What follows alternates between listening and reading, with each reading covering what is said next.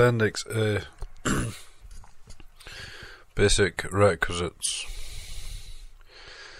Many in Myanmar went through the novice initiation, and the basic requisites under this appendix are very familiar to them, much like bread and butter in their daily routine.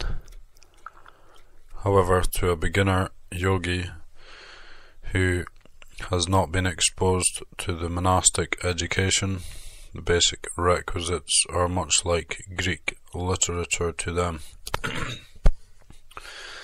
For the benefit of all our readers, I have added this appendix. To begin Vipassana meditation, a yogi must have all the basic requisites, observed the basic 5 precepts, and complete understanding of the Four Noble Truths, and the Eightfold Noble Path. The yogi then goes further on to study and understand the dependent origination and Anatta Lakkhana Sutta, Anapanasati Sutta, Maha Anapanasati Sutta, and the 5 aggregates, the khandhas. If one is bored of reading and understanding these basic fundamental of attaining the enlightenment, the yogi should not proceed further into practicing anapani, breath in and out, Vipassana meditation. The elementary requisites for yogis are 5 precepts, 4 Noble Truths, Eightfold Noble Path, the 3 Universal Law, Dependent Origination, the Great Discourse on the Foundations of Mindfulness, the 7 Factors of Enlightenment, the 5 Aggregates, and the 4 Great Elements. Without a clear knowledge of the above, one cannot gain much benefit in practicing Anapana and Vipassana. When Buddha delivered the 4 Noble Truths for the first time in this world to the 5 ascetics, Venerable Kondanya, the Venerables Vapa, Venerable Bhaddiya, Venerable Maha Nama, and Venerable Asaji, Venerable Kondanya was the only one who could penetrate the vision of Nibbana. The remaining 4 ascetics were unable to see the vision of Nibbana. It was at a later time, after intensive training by Buddha, did they all attain the Sotapanna and Arahantship later. The 5 precepts. I undertake the precept to refrain from destroying living creatures. I undertake the precept to refrain from taking that which is not given. I undertake the precept to refrain from sexual misconduct. I undertake the precept to refrain from incorrect speech. I undertake the precept to refrain from intoxicating drinks and drugs which lead to carelessness. The 4 Noble Truths. The Noble Truth of Suffering, Noble Truth of Origin of Suffering, Noble Truth of Cessation of Suffering, Noble Truth of the Path leading to the cessation of suffering. The Noble Eightfold Path. Right view. Right view consists of an understanding of the 4 Noble Truths. Right view also consists of an understanding of karma. Beings are the owners of their actions. Whatever deeds they do, good or bad, of those they shall be the heirs. Right intention. Right intention consists of the intentions of renunciation, goodwill, metta, and harmlessness. The intention of renunciation means that the pull of desire craving is to be resisted, and eventually abandoned because it is the root of suffering. Turning away from craving becomes the key to happiness, to freedom from the hold of attachment.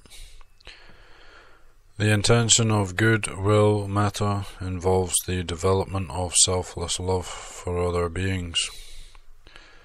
The intention of harmlessness involves the development of thought guided by compassion, the wish that all beings will be free from suffering. Right speech. Right speech means abstaining from false speech, slander, harsh or hurtful language, and idle chatter. Right action. Right action means abstaining from killing other sentient beings, not just human beings. Abstaining from stealing and abstaining from sexual misconduct, sexual relations which are harmful to others. Right livelihood. Right livelihood means earning one's living in a righteous way, legally, honestly, peacefully, and without producing harm and suffering for others. Right effort. Right effort involves the undertaking of 4 great endeavours to prevent the arising of unwholesome mental states such as sensual desire, ill will, dullness and drowsiness, restlessness and worry and doubt. To abandon arisen unwholesome mental states.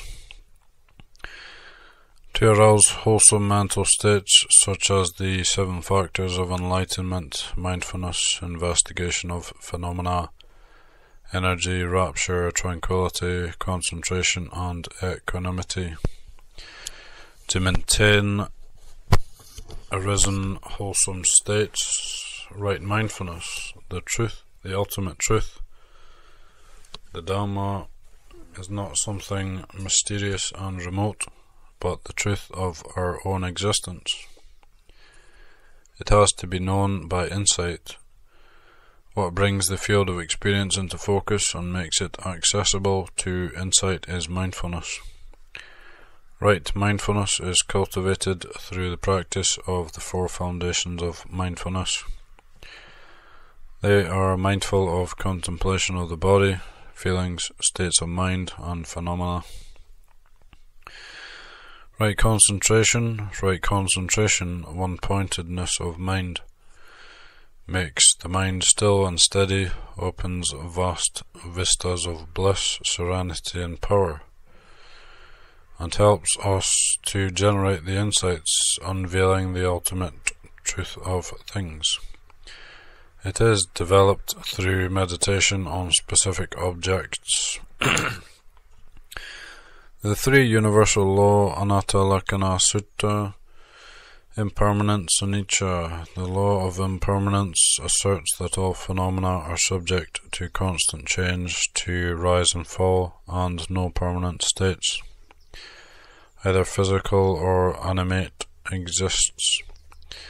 The dynamic nature of phenomena is today a commonplace of science, but until quite recently, many physical features of the universe were considered immutable, and in the human plane, the belief in enduring states of or characteristics is still an article of faith in many religious systems.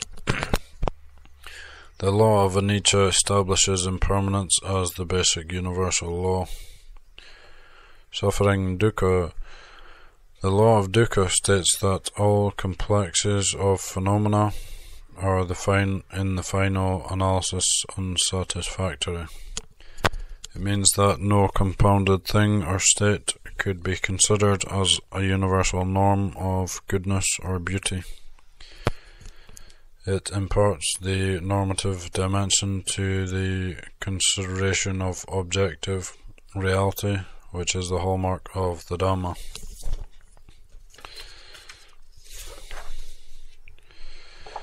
The law of dukkha is usually considered in relation to the human situation, and here unsatisfactoriness manifests itself as suffering, which is the popular rendition of the term. It is in this sense that it constitutes the first of the Four Noble Truths. Non-self, anatta. The third law states that there is no permanent essence, self, ego, or soul in phenomena. The term originates as the negation of the concept of Atman, which was the equivalent in the old Brahmanical religion of the Buddha's day to what other religions have called the soul. The Buddha advanced psychophysical explanation of the individual, which leaves no room for a soul. The Buddha recognized that the delusion of self or ego was one of the most powerful of human instincts, and at the same time one of the most potent sources of ignorance and wrong action. In applying the anatta doctrine to the phenomena of the external world, some care must be exercised. Early Buddhism did not deny the reality of the external world. It argued that phenomena of the external world could be broken down into its constituent components, and that nothing else other than these components existed. It was only in this sense that the phenomena of the external world were declared to be empty, sunya. Some schools of Mahayana Buddhism have taken the doctrine of emptiness, sunyata, to imply a denial of the reality of the external world. This interpretation is foreign to early Buddhism. Early Buddhism only asserts that there is no fixed essence or being in phenomena, but only a process of becoming, bhava. The law of dependent origination, Paticcasamuppada. Ignorance is the condition for karmic activity. Karmic activity is the condition for consciousness. Consciousness is the condition for the name and form. Name and form is the condition for the 6 sense organs. 6 sense organs are the condition for contact. Contact is the condition for feeling. Feeling is the condition for emotional love craving. Emotional love craving is the condition for grasping. Grasping is the condition for existence. Existing is the condition for birth. Birth is the condition for old age and death. Old age and death is the condition for ignorance. Back to 1, and the cycle continues. The Great Discourse on the Foundations of Mindfulness, Maha Sutta. Herein, a monk who has gone to the forest, or to the foot of a tree, or to an empty place, sits down cross-legged, holding his back erect, arousing mindfulness in front of him.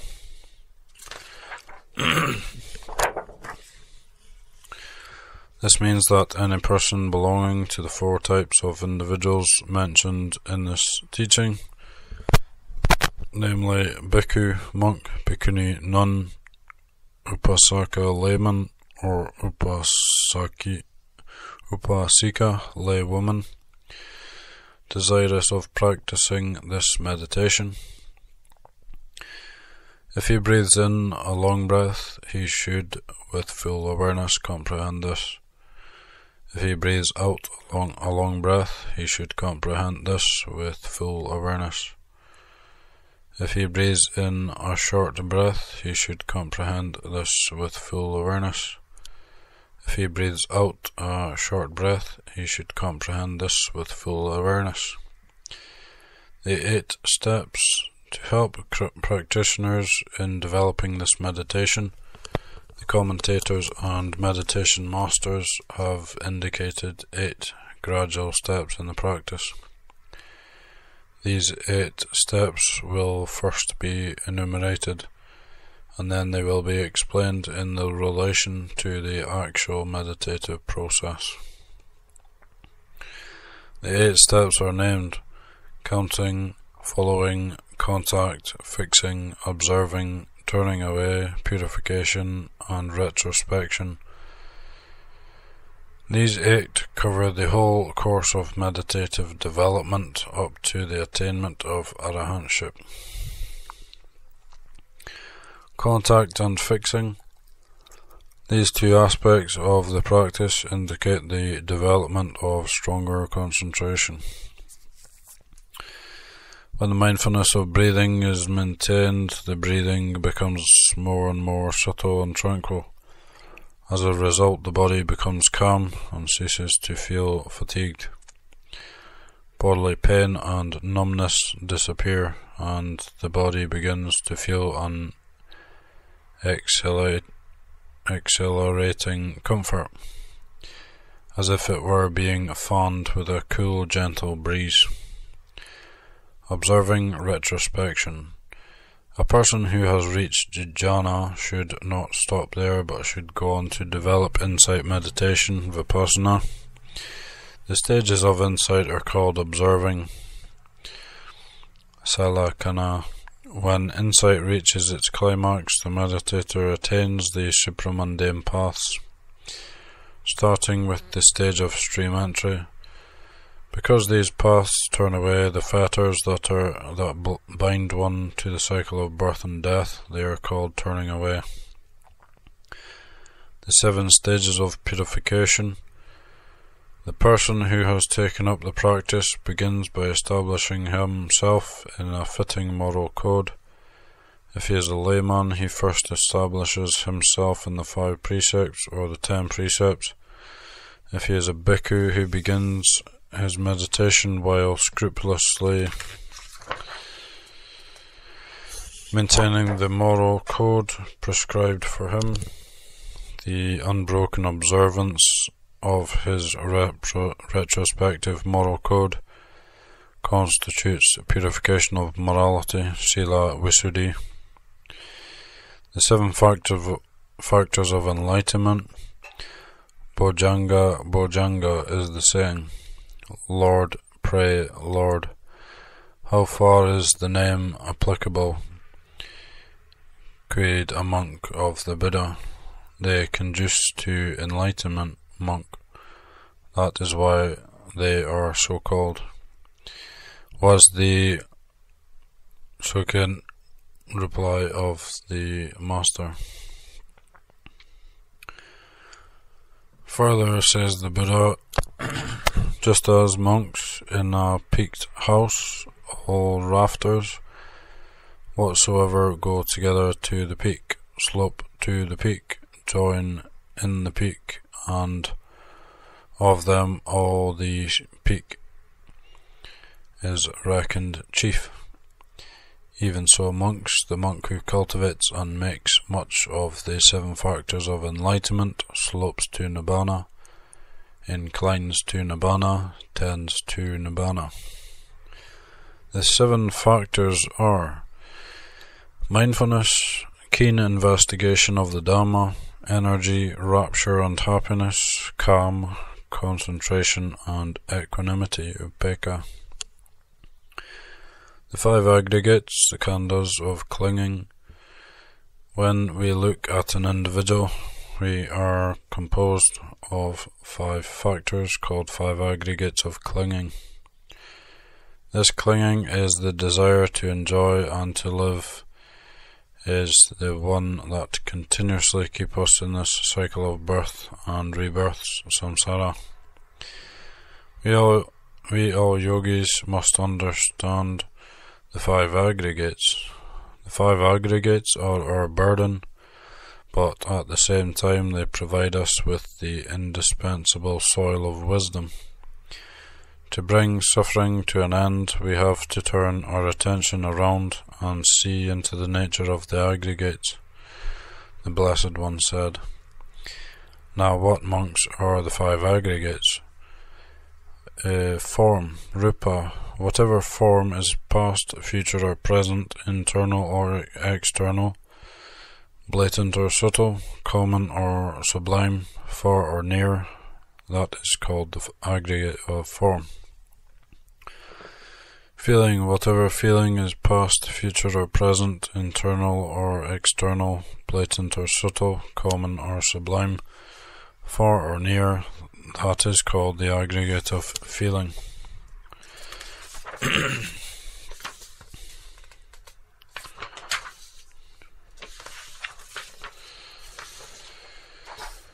Perception, whatever perception is past, future or present, internal or external, blatant or subtle, common or sublime, far or near, that is called the aggregate of perception.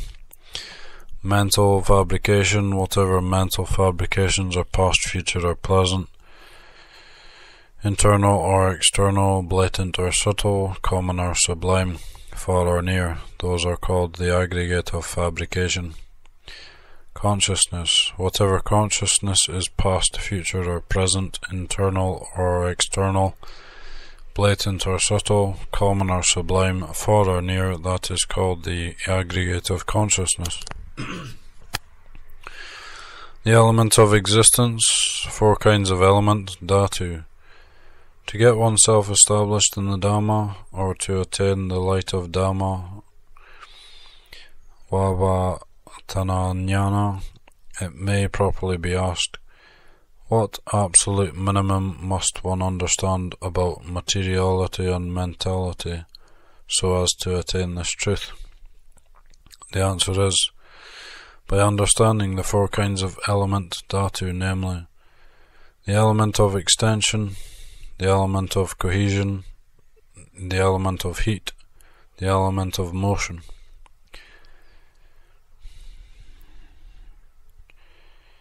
Patavi, element of extension. Patavi has the property of hardness or softness, this property of the earth element in the ultimate sense.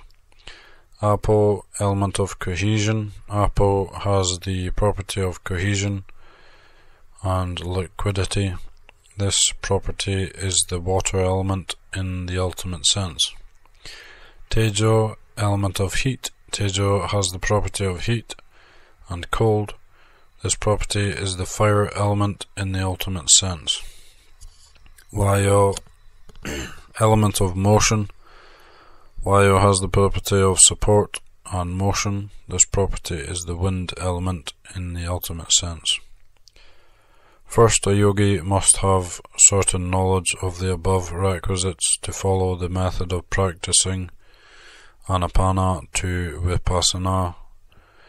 The benefits will be tremendous for those yogis who understand the meaning of all the requisites. So this has been a reading of Paticcasamuppada, the law of dependent origination, Maha, Thera, Mogok, Sayadaw's way, a practical application of Paticcasamuppada on the cessation of the cycle of rebirths by Yu Tang Diang, first published by the Society for the Propagation of Vipassana, Yangon, Myanmar. So I hope this has been beneficial to the listener. I've definitely learnt a lot by reading through it. Okay, so this is my gift of Dhamma to the world. Okay, this is Panyavaro, Saturday the 12th of March 2022 at 7:58 AM. Sadhu, sadhu, sadhu.